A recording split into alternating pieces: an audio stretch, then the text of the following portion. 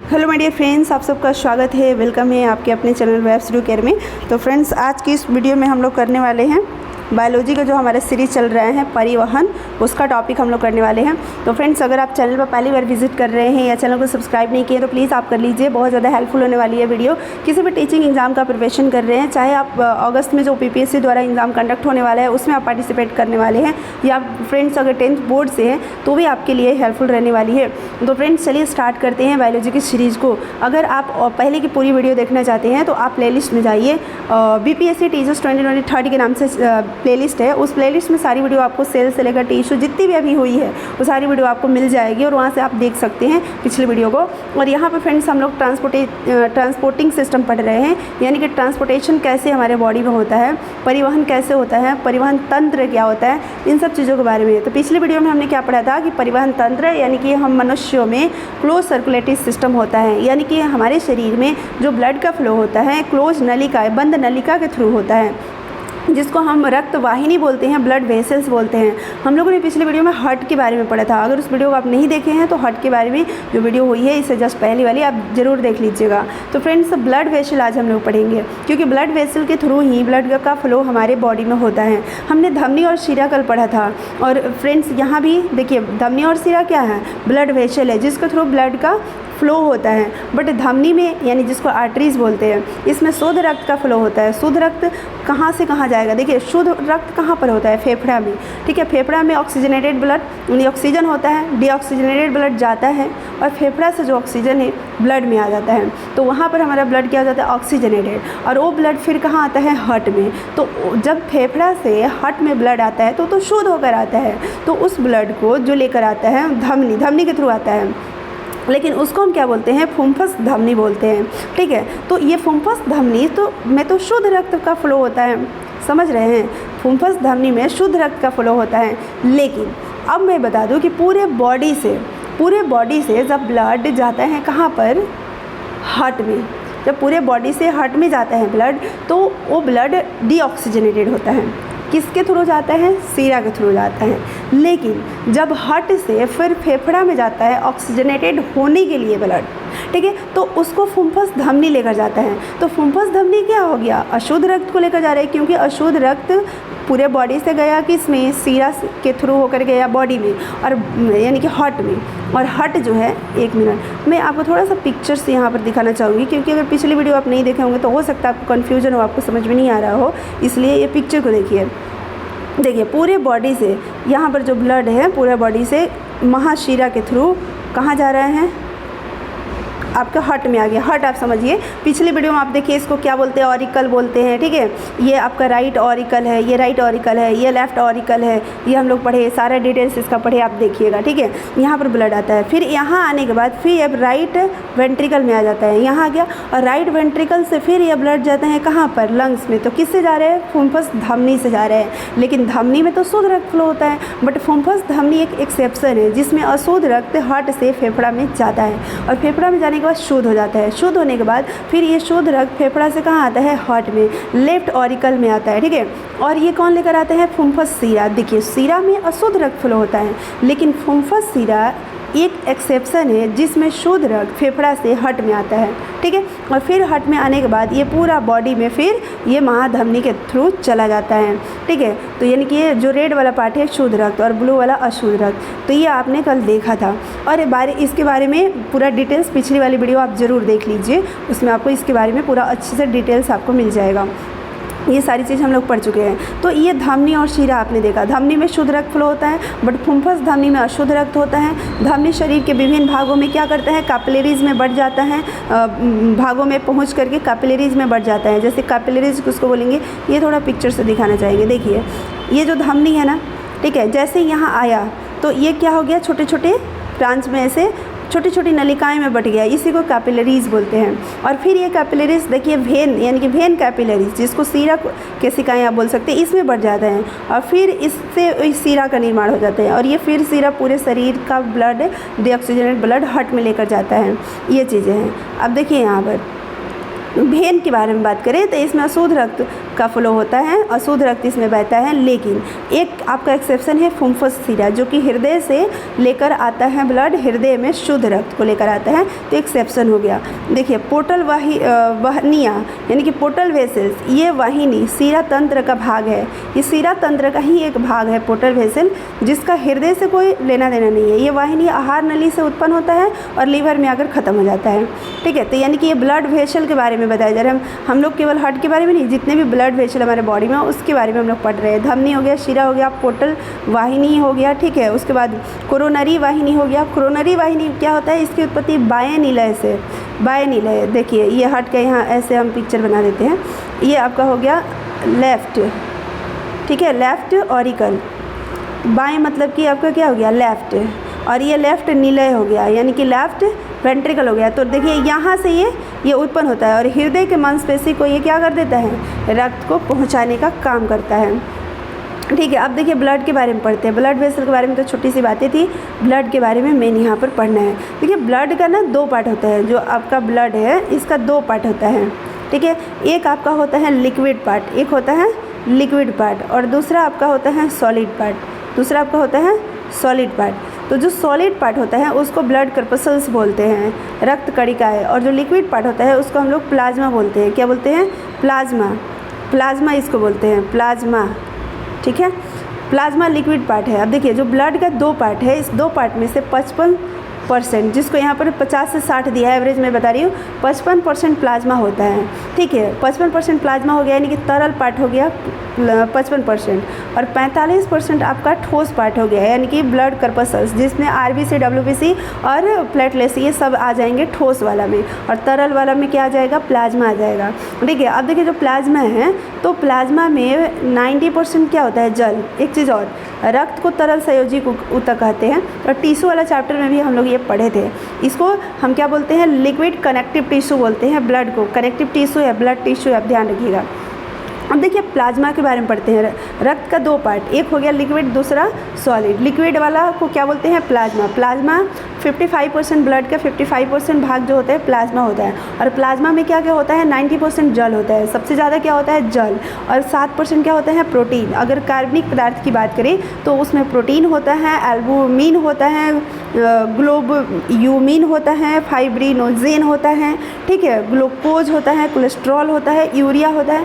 तो कौन कितना होता है ये देखते हैं। प्रोटीन 7% होता है, एल्बुमिन 4.4% होता है, किस में, प्लाज्मा में। ठीक है, ग्लोब्यूमिन 2.3% होता है, फाइब्रिनोजेन 0.3% होता है, ग्लूकोज 80 to 120 mg/100 ml, यानी कि 100 ml प्लाज्मा में 80 से 120 mg आपका ग्लूकोज पाया जाता है। ठीक है, 100 ml कोलेस्ट्रॉल में 150 to 200 mg कोलेस्ट्रॉल होता है, सॉरी 100 ml प्लाज्मा में 150 to 200 mg क्या होता है, कोलेस्ट्रॉल। याद रखना है कोलेस्ट्रॉल कितना होता है, 150 से 200 mg, कितना में, 100 ml प्लाज्मा में। ग्लूकोज कितना होता है, 80 से 120 mg, कितना में, 100 ml प्लाज्मा में। यूरिया कितना होता है, 18 से 38 mg, कितना में, 100 ml प्लाज्मा में। ठीक है, तो याद हो गया 7% प्रोटीन होता है, एल्बुमिन 4.4% होता है, ग्लोब्यूमिन 2.3% होता है, फाइब्रिनोजेन 0.3% होता है, और ग्लूकोज 80 से 120 ग्राम होता है, कोलेस्ट्रॉल 150 से 200 ग्राम होता है, और यूरिया 18 से 38 ग्राम होता है। अब प्लाज्मा में कुछ अकार्बनिक पदार्थ भी पाए जाते हैं, जिसमें सबसे ज़्यादा सोडियम 250 mg पाया जाता है 100 ml प्लाज्मा में, पोटेशियम 20 mg 100 ml प्लाज्मा में, कैल्शियम 10 mg पाए जाते हैं, फॉस्फेट 3 mg, और मैग्नीशियम 2.5 mg पर 100 ml का ये दिया गया है। अब देखिए शरीर के किसी हिस्से में खराबी होती है, या कोई मतलब कि कोई भी खराबी हो, या कोई रसायन बना, ठीक है, रासायनिक पदार्थ बना, तो वो कहाँ आ जाता है, प्लाज्मा में आ जाता है। वो कहाँ आ जाता है, प्लाज्मा में। कोई भी हिस्सा में खराबी हुआ या कोई रासायनिक पदार्थ बना तो वो कहाँ आ जाता है, प्लाज्मा में। तो इसीलिए कोई भी बीमारी का अगर मतलब आप दवा खा रहे हो, आप ठीक नहीं हो रहे हो, तो क्या होता है भाई, ब्लड टेस्ट करा लो और तब उसके बाद इलाज कराओ। तो डॉक्टर पहले ब्लड टेस्ट लिख देता है, क्योंकि ब्लड टेस्ट से पहचान हो पाएगा। ब्लड टेस्ट का जो हमारा ब्लड का जो प्लाज्मा भाग है, तो प्लाज्मा में ही वो रासायनिक पदार्थ अगर कुछ बना है या कुछ खराबी हुआ है हमारे हिस्से में, तो वो आ जाता है, तो जिसे हम टेस्ट करके पता लगा सकते हैं। अब देखिए जो रक्त कोशिका है, ठीक है, रक्त कोशिका, तो इसमें जो हमने बताया कि सॉलिड पार्ट होता है जिसको हम ब्लड कर्पसल्स बोलते हैं, ठीक है, ब्लड कर्पसल्स। तो इसमें देखिए क्या है, आरबीसी, डब्ल्यूबीसी और प्लेटलेट्स, ये 3 होते हैं। तो पहले हम आरबीसी के बारे में पढ़ते हैं, जिसका फुल फॉर्म होता है रेड ब्लड कर्पसल्स, यानी कि इसको एरिथ्रोसाइट्स भी बोलते हैं, ठीक है, एरिथ्रोसाइट्स। इसकी संख्या जो होती है 45 से 50 लाख होती है। 1 mm क्यूब ब्लड में 45 से 50 लाख आरबीसी पाए जाते हैं। आरबीसी का जो शेप होता है वो डिस्क की तरह होता है, डिस्क की तरह। इसके बारे में अगर आप देखें और भी डिटेल्स तो आगे हम लोग देखते हैं। देखिए, स्त्री में इसकी संख्या कम होती है, किसकी, आरबीसी की, और पुरुषों में अधिक होती है। स्त्रियों में आरबीसी की संख्या कम होती है और पुरुषों में ज़्यादा होती है। अब देखिए, जो मतलब कि आरबीसी है, इसका कलर जो होता है वो होता है रेड। क्यों होता है रेड? क्योंकि इसमें हीमोग्लोबिन पाया जाता है, इसलिए इसका कलर होता है रेड। हीमोग्लोबिन के होने की वजह से इसका कलर रेड होता है। किसका? आरबीसी का। ये याद रखेंगे, आरबीसी का होता है, और इसलिए हम लोग ब्लड का भी कलर रेड होने का यही वजह बताते हैं, ठीक है। अब देखिए नेक्स्ट, हीमोग्लोबिन की जो मात्रा है, हीमोग्लोबिन की जो मात्रा है वो 12 से 16 mg होता है। किस में? 100 ml ब्लड में आप देखेंगे 1 ग्राम हीमोग्लोबिन इतना ऑक्सीजन को बांध के रखता है। पर 100 ml में इतना ग्राम होगा, 12 से 16 ग्राम हीमोग्लोबिन होगा, ठीक है। तो यहाँ पर देखिए 1 ग्राम हीमोग्लोबिन 1.3 ml ऑक्सीजन बांध कर रखेगा, यानी 1 ग्राम जो हीमोग्लोबिन है कितना ऑक्सीजन बाइंड करके रखेगा, इतना। अगर ऑक्सीजन की भी कमी होती है ना ब्लड में, यानी कि हीमोग्लोबिन की कमी है, तो ऑक्सीजन की भी कमी होगी, हीमोग्लोबिन कम होगा तो ऑक्सीजन भी कम होगा, क्योंकि ऑक्सीजन को बांध करके कौन रखता है? हीमोग्लोबिन। इसमें क्षमता होती है ढोने का, ऑक्सीजन ढोने का, ठीक है। अब देखिए, अगर हम संख्या में बात करें तो एक हीमोग्लोबिन जो है वो 4 ऑक्सीजन बांध सकता है, ठीक है, 4 ऑक्सीजन बांध कर रख सकता है या ढो सकते हैं, आप बोल सकते हैं इसको। अब देखिए, जो आरबीसी हमारा है, इसका हमने क्या बताया कि इसमें कोई 2-3 चीज़ और मैं ऐड कर देना चाहूँगी कि जो आरबीसी है इसका जो शेप होता है वो कैसा होता है? डिस्क की तरह होता है। कैसा? डिस्क। और देखिए, जो आरबीसी होता है ये सर्कुलर भी होगा, बाइकॉन्केव भी होगा और डिस्क की तरह। 7 माइक्रोमीटर इसका डायमीटर होता है और 2 माइक्रोमीटर इसका थिकनेस होता है। जैसे अपने आप चिप्स खाते होंगे तो उसकी मोटाई बहुत कम होती है ना, और गोलाकार है तो उसका क्या होगा? डायमीटर होगा। तो ये डायमीटर हो गया और ये थिकनेस हो गया। जो आरबीसी है इसका जीवन काल की अगर बात करें तो 120 दिन के बाद आरबीसी मर जाता है, 120 दिन तक जिंदा रहता है। आरबीसी बनता कहाँ है? तो देखिए, आरबीसी अस्थि मज्जा में बनता है, बोन मैरो। कहाँ बनता है? Bone marrow. तो कुछ पॉइंट है जो आपको नोट करना है, ठीक है, अपने से कॉपी में, बोन मैरो, ठीक है। और देखिए, यहाँ पर अगर हम बात करें तो 120 दिन इसकी जीवन काल होती है, तो मीन्स मर जाता होगा 120 दिन के बाद। कहाँ मरता है? तो स्प्लीन में मरता है। कहाँ मरता है? स्प्लीन में, जिसको प्लीहा बोलते हैं। क्या बोलते हैं? प्लीहा में मर जाता है, ठीक है। इसलिए इस प्लीहा को क्या बोलते हैं? Graveyard. इसको क्या बोलते हैं? ग्रेव यार्ड ऑफ आरबीसी, यानी कब्रिस्तान बोलते हैं। आरबीसी का कब्रिस्तान, आरबीसी का कब्रिस्तान, आरबीसी का कब्रिस्तान कौन है? स्प्लीना है आरबीसी का कब्रिस्तान। अब देखिए, आरबीसी को स्प्लीना तो कब्रिस्तान है ही, इसके साथ साथ इसको हम ब्लड बैंक भी बोलते हैं। किसको? स्प्लीना को ब्लड बैंक, स्प्लीना को ब्लड बैंक बोलते हैं, क्योंकि इमरजेंसी पड़ने पर ये फ्रेश आरबीसी हमें देता है, ठीक है। अब देखिए आगे यहाँ पर देखते हैं, तो ऊंचाई पर जैसे हम जाते हैं तो आरबीसी की संख्या क्या होने लगती है? बढ़ने लगती है, ठीक है। और प्रतिदिन मनुष्य जो है में 30 लाख आरबीसी का निर्माण होता है, और इतनी ही मात्रा में आरबीसी का क्या होता है? नष्ट भी आरबीसी होता है। देखिए, कोई भी दुर्घटना हुआ या अधिक रक्तस्राव होने लगा, ठीक है, दुर्घटना के समय तो ब्लीडिंग होने लगेगा ज़्यादा, या रक्तदान करने से आरबीसी का निर्माण और तेज़ी से हो जाता है। मीन्स कि ब्लड दान करना चाहिए, यानी ब्लड डोनेट करना चाहिए, रक्तदान करना चाहिए, क्योंकि रक्तदान करने से क्या होगा? आपका आरबीसी और तेज़ी से बढ़ेगा। इसलिए कहीं से भी आपको लगता है कि किसी की जान हमारी ब्लड देने से बच सकती है तो प्लीज़ आप दीजिए, क्योंकि आपके ब्लड देने से उसकी जान भी बचेगी और आपकी बॉडी में आरबीसी का निर्माण भी तेज़ी से होगा। लेकिन हाँ, ब्लड देने से पहले बहुत सारी चीज़ें देखी जाती है कि आपको कोई बीमारी तो नहीं है, आप नशा भी तो नहीं करते हो।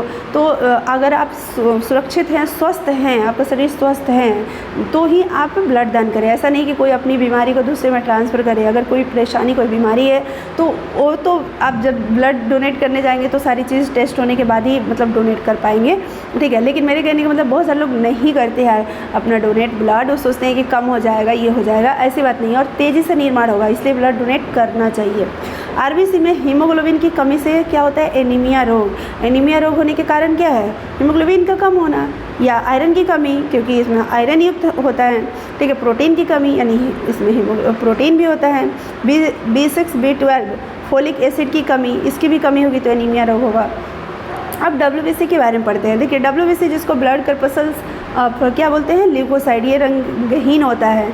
देखिए जो आपका RBC है, एक चीज़ और बताना चाहेंगे, जो RBC है इसमें न्यूक्लियस नहीं होता है, नो न्यूक्लियस, ये नोट कर लीजिएगा, इसमें न्यूक्लियस नहीं होता है। लेकिन जो कैमल है उसके RBC में न्यूक्लियस होता है। कैमल के RBC में न्यूक्लियस होता है, बट जैसे मैच्योर होता है तो न्यूक्लियस ख़त्म हो जाता है, ठीक है। तो ये बात नोट कर लेंगे। अब देखिए WBC का कोई कलर नहीं होता है, रंगहीन होता है, क्योंकि इसमें हीमोग्लोबिन नहीं पाए जाते हैं। और इसका जीवन अवधि 2 से लेकर के 10 दिन या 12 दिन, ऐसे आप याद रख सकते हैं। 5 से 12 यहाँ दिया गया है, कहीं कहीं 2 से 4 दिन मिलता है, कहीं कहीं 5 से 8 दिन मिलता है, ऐसे कहीं कहीं 1 वीक दिया रहता है। तो यही इसका जीवन काल होता है, ठीक है। इसकी संख्या 5000 से 9000 प्रति घन mm होता है, यानी कि 1 mm³ में इतना पाया जाता है, जबकि 45 से 50 लाख RBC पाया जाता है 1 mm³ में। बट WBC वहीं 5000 से 9000, मीन्स दोनों का अनुपात अगर देखें तो 1:600, यानी कि 600। आप सोचिए कि एक अगर WBC है तो 600 RBC है, RBC का संख्या यानी कि ज़्यादा है। अब देखिए WBC को 2 भागों में बांटा गया। एक जो आपका है कर्णयुक्त कोशिका, एक कर्णविहीन जिसमें कर्ण है। अब देखिए एडिसोफिल 2 से 4% होता है WBC में। बेसोफिल 0.5 से 2% तक होता है WBC में। और न्यूट्रोफिल 60 से 70%, सबसे ज़्यादा न्यूट्रोफिल होता है। मोनोसाइट्स 2 से 8% और लिम्फोसाइट 20.26%। अब देखिए 20.26% लिम्फोसाइट हो गया। इन सबका काम क्या है? जो रक्त में RBC WBC है इसका रेशियो मैंने बता दिया 1:600। अब देखिए एडिसोफिल जो मैंने बताया, WBC का जो पार्ट एक एडिसोफिल है और बेसोफिल और न्यूट्रोफिल, 3 गो फिल है। तो देखिए इसमें जो एडिसोफिल है एलर्जी युक्त प्रतिक्रिया, यानी कि जैसे नोचनी खुजली को रोकता है। एडिसोफिल क्या करता है? एलर्जी को रोकता है। और शरीर में एलर्जी होने से इसकी संख्या बढ़ सकती है। शरीर में अगर एलर्जी होती है तो इसकी संख्या क्या होती है? बढ़ सकती है। विभिन्न प्रकार के रोगाणु और सूक्ष्म जीव पर पहले न्यूट्रोफिल और बाद में मोनोसाइट प्रतिक्रिया करता है। यानी कि हम लोग बोलते हैं कि WBC जो है वो हमें मतलब एंटीबॉडी बनाता है, हमें बैक्टीरिया को जैसे कहीं कटफट हुआ तो बैक्टीरिया को मार देता है, वायरस को बॉडी में एंटर नहीं करने देता है। तो WBC का जो न्यूट्रोफिल है पहले ये आता है, उसके बाद मोनोसाइट ये प्रतिक्रिया करता है, ठीक है। और जीवाणुओं को नष्ट करने का, तो मैंने यहाँ पर क्या बताया? एसिडोफिल के बारे में हमने क्या पढ़ा? एसिडोफिल के बारे में हमने क्या पढ़ा? एसिडोफिल एलर्जी को से बचाता है, एलर्जी को रोकता है। और जो आपका न्यूट्रोफिल और मोनोसाइट है ये जीवाणुओं एवं सूक्ष्म जीव या रोगाणु आप बोल सकते हैं, इसको ख़त्म करता है। और लिम्फोसाइट, देखिए लिम्फोसाइट ये एंटीबॉडी बनाकर हमें बहुत सारे रोगों से बचाता है, ठीक है। तो एंटीबॉडी WBC बनाता है ये तो हम जानते हैं, लेकिन WBC का कौन सा पार्ट? लिम्फोसाइट्स, ठीक है। अब देखिए प्लेटलेट्स, इसको थ्रोम्बोसाइट्स भी बोलते हैं। इसका भी आकार कोई निश्चित नहीं होता है, इसका भी आकार कोई निश्चित नहीं होता है। और देखिए एक कोशिका जिसकी संख्या 1.5 से 3 लाख प्रति घन मीटर, यानी 1 मीटर mm³ में 1.5 से 3 लाख इसकी संख्या होती है, ठीक है। 4.5 लाख तक भी कहीं दिया रहेगा तो ऑप्शन सही होगा। इसका जीवन काल 24 घंटा होता है। ये केवल स्तनधारी के रक्त में पाया जाता है। और किसी भी कारणवश नलिका अगर फट जाए तो रक्त का स्राव होने पर हवा के संपर्क पर आते ही प्लेटलेट्स क्या करता है? कोशिका स्वयं फटकर थ्रोम्बोप्लास्टिन बना लेता है। क्या बना लेता है? थ्रोम्बोप्लास्टिन। और ये थक्का बनाकर रक्त स्राव को क्या कर देता है? रोक देता है। अब देखिए ब्लड क्लॉटिंग के बारे में पढ़ते हैं। यहाँ पर रक्त स्राव होने पर सबसे पहले रक्त का क्या होता है? प्लाज्मा फटता है। रक्त प्लाज्मा पार्ट है वो फटेगा तो क्या बनेगा? थ्रोम्बोप्लास्टिन बनेगा। और ये रुधिर में पाए जाने वाले हिपैरी नामक पदार्थ पाया जाता है जो सक्रिय होता है और ये थाका बनने को रोकता है हिपैरिन। तो पहले थ्रोम्बोप्लास्टिन का काम क्या होता है भाई कि पहले ये जो दुश्मन है थाका बनाने में इसको निष्क्रिय कर देता है। ठीक है, जैसे कि मान लीजिए गार्ड है, ठीक है, और वो बोल रहे हैं नहीं हम अंदर नहीं जाने देंगे, और थ्रोम्बोप्लास्ट बोल रहा है कि नहीं, ठीक है, हमको जाना है और वहाँ पर जो जीवाणु है उसको मार के बचाना है। ठीक है, तो ये बोल रहे नहीं जाने देंगे। तो पहले ये क्या करता है कि रुको, तुमको ही इंजेक्शन दे देते हैं। तो थ्रोम्बोप्लास्टिन पहले क्या कर देते हैं, हिपैरिन को निष्क्रिय कर देते हैं, इसको बेहोश कर देता है। और उसके बाद क्या करते हैं, क्योंकि ये थका विरोधी है, समझ रहे हैं, हिपैरिन के कारण शरीर के अंदर रक्त नहीं जमता है। हमारे शरीर के अंदर ब्लड है तो हमारे शरीर के अंदर तो ब्लड नहीं जमा है, तो हिपैरिन के ही कारण नहीं जमता है, ये जमने नहीं देता है। तो भाई हमारे शरीर के अंदर नहीं जमने दे रहा है ये तो अच्छी बात है, लेकिन अगर कोई जीवाणु बैक्टीरिया मतलब जो कट हुआ, ठीक है, ब्लड फ्लो हो रहा है और उस समय अगर नहीं जमे तो फिर तो मृत्यु हो जाएगी। तो उस समय ब्लड में तो हिपैरिन है, वो जमने नहीं देगा, ठीक है, क्योंकि उसका काम है ब्लड का जमने नहीं देना। तो हमारे शरीर के अंदर तक तो सही है, लेकिन शरीर से अगर ब्लड बाहर निकल रहा है कंटिन्यूअसली और थका नहीं बनी है तो फिर दिक्कत है। तो इसलिए उस समय क्या करता है, थ्रोम्बोप्लास्टिन की हिपैरिन को बेहोश कर देता है। ठीक है, और उसके बाद वो थका बनाने में मदद करता है। कैसे करते हैं तो देखिए, थ्रोम्बिन रक्त जो है इसके बाद थ्रोम्बोप्लास्टिन जो है विटामिन के और कैल्शियम आयरन के साथ मिलेगा। कौन, थ्रोम्बोप्लास्टिन किसके साथ, विटामिन के और कैल्शियम के साथ क्या बनाएगा, थ्रोम्बिन एंजाइम बनाएगा। क्या बनाएगा, थ्रोम्बिन एंजाइम। कौन, थ्रोम्बोप्लास्टिन विटामिन के और कैल्शियम के साथ मिलकर हमारे, इसलिए कहा जाता है कि भाई विटामिन के की कमी के कारण जो है थक्का नहीं बनता है, विटामिन के की कमी नहीं होना चाहिए। विटामिन के थक्का बनाने में मदद करता है, कहा जाता है ना। तो कैसे, क्योंकि थ्रोम्बोप्लास्टिन विटामिन के और कैल्शियम दोनों के साथ और आयरन जो है दोनों के साथ ये मिल करके क्या करते हैं, थ्रोम्बिन एंजाइम बनाते हैं। और थ्रोम्बिन जो है ये रक्त प्रोटीन फाइब्रिनोजेन को क्या कर देता है, ये रक्त का प्रोटीन कहा जाता है, एक तरह का प्रोटीन है फाइब्रोजेन, ठीक है, जो रक्त में पाया जाता है, इसको क्या कर देता है, ये थ्रोम्बिन फाइब्रिन में बदल देता है। और फाइब्रिन क्या है, फाइब्रिन सूक्ष्म तंतु का जाल होता है, छोटे छोटे एकदम पतले पतले महीन तंतु का क्या होता है, जाल। और ये रक्त कोशिका को क्या कर देता है, फंसा देता है और रक्त का स्राव क्या हो जाता है, रुक जाता है। ठीक है, अब देखिए, रक्त का थक्का जमने में 5 से 10 मिनट तक का समय लगता है। हिपैरिन जो है मच्छर तथा खटमल जैसे रक्त चूसक कीटों के लार में पाया जाता है। क्यों, क्योंकि वो चूस रहा है तो थक्का नहीं जमना चाहिए, तभी तो चूस पाएगा, जिस कारण ये रक्त चूसते हैं। ठीक है, तो रक्त का थक्का नहीं बनता है, ये रक्त चूसते हैं तो रक्त का थक्का नहीं बनता है। जोक में हीरोडिन नामक रसायन पाया जाता है। कौन सा, हिपैरिन तो हो गया आपका खटमल और मच्छर हो गया, और हीरोडिन पाया जाता है जोक में, जो कि थक्का नहीं बनने देता है ब्लड का। प्रयोगशाला में जो या ब्लड बैंक जो होता है उसमें जो ब्लड रहता है उसमें थक्का नहीं बनता है।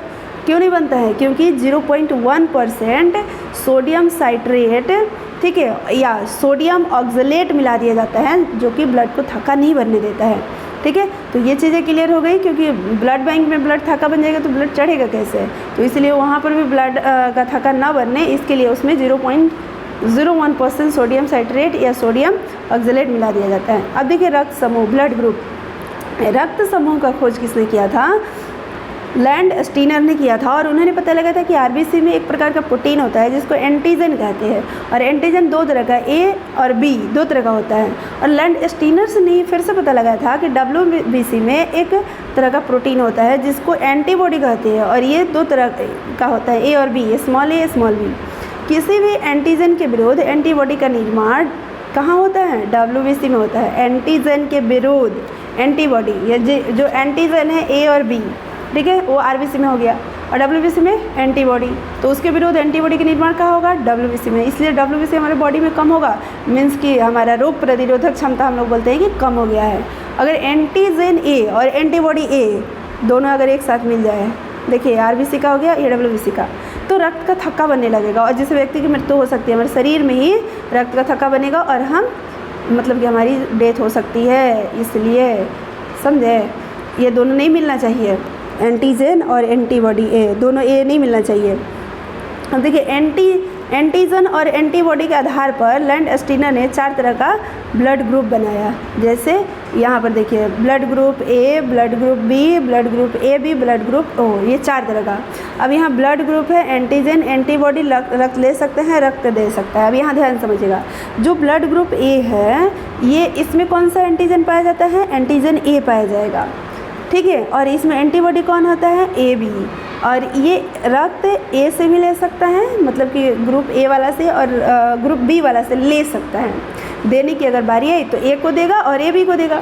अगर हम ब्लड ग्रुप बी की बात करें तो ब्लड ग्रुप बी जो है, इसमें एंटीजन बी होगा और एंटीबॉडी इसमें ए होगा, एंटीबॉडी उल्टा, ठीक है। अगर एंटीबॉडी एक साथ होगा, देखिए जैसे ग्रुप ए है तो ग्रुप ए में एंटीजन ए लेकिन एंटीबॉडी बी।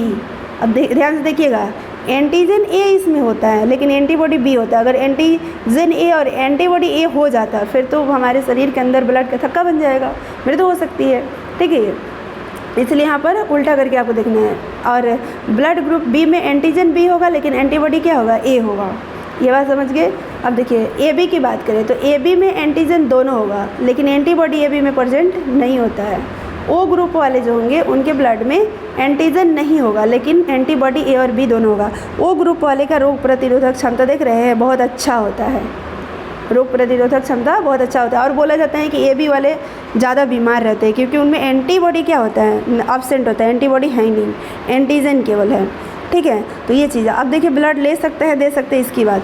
जो ब्लड ग्रुप ए है ये ए को देंगे, ओ को भी देंगे, सॉरी ए से भी ले सकते हैं, ओ से भी ले सकते हैं। और जो ब्लड ग्रुप बी है ये बी से भी ले सकते हैं, ओ से भी ले सकते हैं। और जो ए बी है भाई सभी से लेंगे, ए से तो लेंगे, ए इसमें मौजूद है ना, बी भी मौजूद है तो ए से भी लेंगे, बी से भी लेंगे। ओ से सब ले सकता है, ओ किसी को दे सकता है। क्योंकि इसमें देखिए एंटीजन है नहीं तो कोई टेंशन है नहीं, एंटीजन तो इसमें है ही नहीं। अगर एंटीजन रहता तो फिर सोचा जाता है भाई एंटीजन इसमें ए है तो ए वाला किसको देगा? ए वाले को देगा, ठीक है, क्योंकि इसमें एंटीबॉडी क्या होता है? बी, ठीक है। ए वाला ब्लड ग्रुप किसी को कभी भी बी को नहीं देगा। ए ब्लड ग्रुप जिसका है ना वो कभी भी बी को नहीं देगा। क्यों नहीं देगा? क्योंकि जो ए है इसमें एंटीबॉडी क्या है? इसमें एंटीबॉडी क्या है? एंटीजन क्या है? ए। और बी वाले में एंटीबॉडी क्या है? ए। तो ये दोनों मिल जाएगा तो फिर क्या हो जाएगा? ब्लड का थक्का बन जाएगा। इसलिए अब देखिए देने की बात कर रहे हैं ना, तो जो ए है वो ओनली ए और ओ को देगा, जो बी है वो बी और ओ को देगा, और ए भी सभी को देगा। क्यों? क्योंकि इसमें एंटीबॉडी तो है नहीं, मतलब सभी से लेगा। सॉरी, लेने की बात कर रहे हैं, देने की नहीं। तो ये ले सकता है भाई, ठीक है। ये ए भी सबसे ले सकता है क्योंकि इसमें एंटीबॉडी है ही नहीं। दूसरी बात, ओ जो है ओनली ओ से लेगा, ये ओनली ओ से लेगा, ठीक है। क्योंकि देखिए क्योंकि इसमें एंटीबॉडी क्या है? ए है। अगर ए से लेता है तो ए में एंटीजन ए है, फिर ए और एंटीजन और एंटीबॉडी ए मिलेगा तो फिर दिक्कत हो जाएगा, ब्लड का थक्का बन जाएगा। तो ओ में एंटीबॉडी बी भी पाया जाता है। तो अगर ये लेता है ब्लड ग्रुप बी वाले से तो फिर क्या होगा? बी एंटीजन और बी एंटीबॉडी मिलकर फिर रक्त का थक्का बन जाएगा। अच्छा, अगर ए बी की बात करें तो ए बी में देखिए दोनों एंटीजन हैं, तो एंटीजन ए और एंटीजन बी, तो ये प्रॉब्लम हो जाएगा। तो इसलिए तीनों में से किसी से ये नहीं ले सकता है ओ, ठीक है, ओनली ओ से ही लेगा। देने की बात करें, देखिए जो ए है ए वो ए को देगा और ए बी को देगा। किसको देगा? ए को देगा और ए बी को। क्यों? क्योंकि जो ए है इसमें एंटीबॉडी क्या है? बी। तो भाई एंटीजन ए है और एंटीबॉडी बी, तो कोई दिक्कत नहीं है, ए नहीं होना चाहिए। और ये ए बी को देगा, क्यों? क्योंकि ए बी में एब्सेंट है, एंटीबॉडी है ही नहीं, कोई टेंशन ही नहीं है, तो दे सकता है। अब देखिए अगर हम बी की बात करें, जो ब्लड ग्रुप बी है, सॉरी बी, ए बी नहीं, बी, ब्लड ग्रुप बी, तो बी किसको देगा? इसमें देखिए एंटीबॉडी क्या है? बी। तो जिसमें एंटीबॉडी बी होगा उसको नहीं देगा। तो एंटीबॉडी बी ए में है ना, नहीं देगा। किसको देगा? तो बी को ही देगा, क्योंकि बी में एंटीबॉडी ए है और एंटीजन बी है, तो ये अपोजिट है, तो इसको देगा। यानी कि ये किसको देगा? बी को देगा और ए बी को देगा। ए बी को क्यों देगा भाई? ए बी को इसलिए देगा क्योंकि ए बी में एंटीबॉडी है ही नहीं, तो इसमें कोई टेंशन नहीं, ठीक है, तो इसको देगा। और देखिए ए बी किसको देगा? ए बी भाई सबको देगा। क्यों? क्योंकि इसमें एंटीबॉडी नहीं है, तो एंटीबॉडी हमें मैच नहीं कराने हैं, हम एंटीजन केवल इसमें है, तो ए बी को भी देगा, बी को भी देगा, ए बी को भी देगा, ठीक है। सॉरी, ले सकता है, ये सबसे दे सकता है, मतलब सभी से ये ले सकता है वाला हम बता दिए, ओनली ए बी को देगा। क्यों? ये देने की बारी आई ना, तो ओनली ये किसको देगा? ए बी को देगा। क्योंकि अगर ए को दिया, मान लीजिए ये इसमें एंटीजन कौन सा है? ए। अगर वो मान लीजिए कि एंटीजन ए है और दे दिया बी को अगर दे दिया, तो फिर देखिए इसमें ए है ना एंटीबॉडी, तो ए और ए गड़बड़। अगर मान लीजिए आप बोलते हैं कि नहीं भाई बी को नहीं ए को दे सकते हैं, तो ए को देगा, तो इसमें एंटीबॉडी क्या है? बी ए में, और इसमें क्या है? एंटीजन। तो देखिए ये बी भी फिर मैच हो जाएगा, तो यहाँ पर दिक्कत हो जाएगा।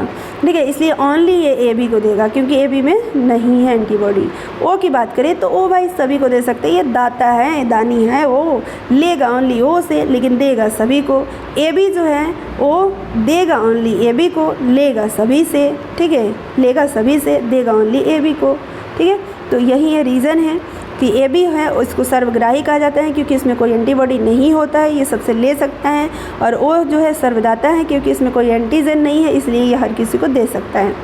अब देखिए आरएच फैक्टर इसका खोज ने लैंड स्टीनर तथा वीनर ने किया था। उन्होंने पता लगाया था कि रेसस बंदर में एक विशेष प्रकार के एंटीजन होता है जो कुछ समय में मनुष्य में भी पाया जाता है, और जिस व्यक्ति में एंटीजन रहता है जैसे RH प्लस तथा इसमें जिसमें नहीं पाया जाता है उसे RH माइनस कहते हैं। जिसमें पाया जाएगा RH प्लस, जिसमें नहीं पाया जाएगा RH माइनस।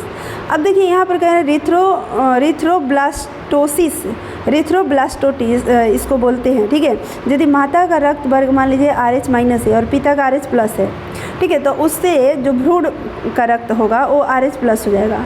अब यहाँ पर क्या होगा कि प्रत्येक RH 3 पिता से आता है, प्रत्येक RH जीन कहाँ से आता है? पिता से। भ्रूण का रक्त वर्ग क्या हो जाएगा? RH प्लस होने से माता का रक्त भ्रूण के रक्त के विरुद्ध एंटीबॉडी बनने लगता है। यानी ये है RH प्लस भ्रूण का, और ये है किस में मौजूद? माता में। तो माता का क्या है? RH minus. अब इसके अपोजिट में ये क्या बनाएगा? एंटीबॉडी बनाएगा, तो भ्रूण क्या हो जाएगा? नष्ट। तो इस तरीके से वैसे दंपति जिसमें RH माइनस और एक में RH प्लस, पिता में RH प्लस और माता में RH माइनस है, तो उन लोगों को बच्चे पैदा करने में दिक्कत होता है, संतान की उत्पत्ति करने में दिक्कत होता है। तो इसी स्थिति को क्या बोलते हैं? रिथ्रोब्लास्टोसिस बोलते हैं। ठीक है, लेकिन ये एक अपवाद है। जब फर्स्ट प्रेगनेंसी होगा, प्रथम गर्भावस्था के दौरान क्या होगा कि भ्रूण का क्षति नहीं होगा। क्यों? क्योंकि पहली बार एंटीबॉडी धीरे धीरे बनता है और तब तक बच्चा जो है माँ के गर्भ से बाहर आ जाता है। यानी कोई बैक्टीरिया, नया वायरस या बैक्टीरिया जब हमारे शरीर में पहुँचता है तो उसको पहचानने में, एंटीबॉडी शरीर को बनाने में समय लगता है। लेकिन दोबारा अगर पहुंचे तो जल्दी पहचान लेगा और मार देगा। जैसे कोरोना वायरस आया था तो उसका इंजेक्शन लगा पहली बार एंटीबॉडी बनाने के लिए, अब दोबारा से एंटीबॉडी उसको पता चल गया कि इस तरह का वायरस है, इसका ये करैक्टर है, दोबारा से अगर वायरस एंटर करेगा तो उसको जल्दी से मार देगा। तो पहली बार में थोड़ा टाइम लगता है, तो जितना उसको पहचानने में, समझने में टाइम लगेगा, एंटीबॉडी बनाने में टाइम लगेगा, तब तक बच्चा बाहर आ जाएगा तो बच सकता है। RH प्लस वाले व्यक्ति को RH माइनस व्यक्ति का रक्त सिर्फ एक ही बार दिया जाता है। जैसे RH प्लस किसी का है और किसी में RH माइनस है तो केवल एक बार ही ब्लड दे सकता है, क्योंकि दूसरी बार देगा तो फिर उसका बॉडी क्या होगा? पहचान लेगा। एंटीबॉडी तो बन गया है, पहली बार में तो धीरे धीरे बनता है और उसके बाद दूसरी बार में जल्दी मतलब एंटीबॉडी बन जाएगा, तो फिर दिक्कत हो जाएगा। अब देखिए लिम्फेटिक सिस्टम, यानी जिसको लिम्फ बोलते हैं, हमारे शरीर के विभिन्न ऊतक और मांसपेशियों के बीच जो खाली जगह रहता है, ठीक है, उसको नलीनुमा रचना और गांठ पाई जाती है, उसको लिम्फ नली या लिम्फ नोड बोलते हैं। लिम्फ नली में एक रंगहीन तरल पदार्थ होता है जिसे लसिका कहते हैं। इसमें लसिका में क्या होता है? प्रोटीन, फैट और लवण होता है। ठीक है, और इसमें काफ़ी मात्रा में CO2 होता है। इसमें O2 तथा ग्लूकोज की भी मात्रा होती है, बट कम होती है। अस्थि मज्जा, स्प्लीन यानी प्लीहा और थाइमस ग्रंथि लसिका से युक्त ग्रंथि है। यह रक्त कोशिका का निर्माण कराते हैं और उनमें क्या करते हैं? निर्माण कराने में सहायता करते हैं। अब देखिए ऐसे नोड को पेसमेकर कहते हैं। पेसमेकर को हृदय का गति प्रेरक भी कहा जाता है। ये ओवरऑल टॉपिक है, ये कुछ नोट्स है, मतलब नोट पॉइंट है। हृदय के एक धड़कन में 17 ml रक्त पंप करता है, तो 72 बार में कितना करेगा? 1 मिनट में 72 बार, तो 72 बार में 5 लीटर पंप करेगा। वयस्क में रक्त का निर्माण कहाँ होता है? अस्थि मज्जा में। लेकिन बच्चे में जो शिशु होते हैं, जो भ्रूण होते हैं, ठीक है, उनमें रक्त का निर्माण यकृत यानी लीवर में होता है, ध्यान रखिएगा। जीवन रक्षक जो सुइयाँ दी जाती है, दवाइयाँ दी जाती है, वो कहाँ दी जाती है? सीरा में। किस में? धमनी में या शीरा में। डॉक्टर के पास इंजेक्शन लगवाने अगर आप जाते हो तो वो आपका नस पकड़ता है, यानी वेन पकड़ता है और वेन में इंजेक्शन देता है। बॉर्डर पर जाने वाले जो सैनिक होते हैं तो उनमें जो ब्लड ग्रुप ओ होता है उसकी प्रधानता होती है। मीन्स कि ब्लड ग्रुप ओ वाले का जो एंटीबॉडी होता है काफ़ी और सबके कंपैरिजन में ज़्यादा होता है, तो बीमार जल्दी नहीं पड़ेंगे। देखिए एंटीबॉडी इसमें ए और बी दोनों एंटीबॉडी ओ वाला में होता है, तो जल्दी बीमार नहीं पड़ेंगे। ठीक है, इस वजह से उनको प्रेफर किया जाता है, ज़्यादा प्रेफरेंस दिया जाता है। तो ये आपका कंप्लीट हो गया आज ट्रांसपोर्टेशन। ठीक है, आगे हम लोग एक्सप्रेशन पढ़ेंगे नेक्स्ट टॉपिक। ठीक है, तो अगर वीडियो पसंद आई होगी फ्रेंड्स, थोड़ी सी भी आपको हेल्पफुल लगी होगी तो आप लाइक शेयर जरूर कर दीजिएगा। फिर मिलते हैं नेक्स्ट वीडियो में नेक्स्ट टॉपिक के साथ। तब तक आप पढ़ते रहिए, हंसते रहिए और अपनी तैयारी में लगे रहिए। Thank you so much friends.